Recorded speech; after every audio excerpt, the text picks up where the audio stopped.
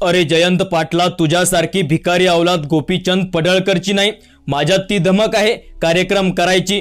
तुझ्यासारखी ती अवलाद नाही, तू राजाराम पाटलाने काढलेली अवलाद मला अजिबात वाटत नाही। काहीतरी गडबड असणार आहे। हे वक्तव्य आहे जतचे आमदार गोपीचंद पडळकरांचं। तुम्हालाही प्रश्न पडला असेल नेमकं घडलंय काय। नमस्कार मंडळी, मी समाधान पाटील, तुम्ही पाहतात खटपट ओरिजिनल। सांगली जिल्ह्यात सध्या एक मोठं राजकीय वादळ उठलंय, ते म्हणजे जयंत पाटील विरुद्ध गोपीचंद पडळकर यांचा संघर्ष।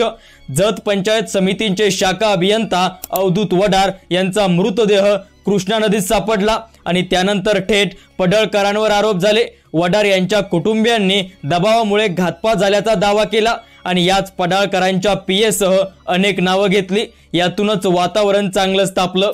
या आरोपांना उत्तर देण्यासाठी पडळकरांनी मोर्चा काढला। त्यात त्यांनी आपल्या स्टाईलमध्ये जयंत पाटलांवर जोरदार टीका केली, पण भाषेतील खालच्या पातळीमुळे राज्यभरातून पडळकरांवर चांगलीच टीका होऊ लागली। मात्र हा संघर्ष अचानक आला नाही, त्याची एक मोठी बॅक स्टोरी आहे।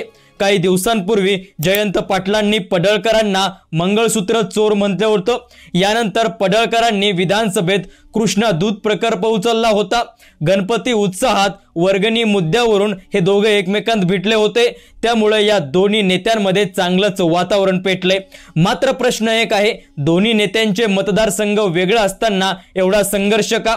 पडळकर हे सांगलीतील पूर्व भागातील धनगर समाजांचं नेतृत्व करताना दिसत आहे।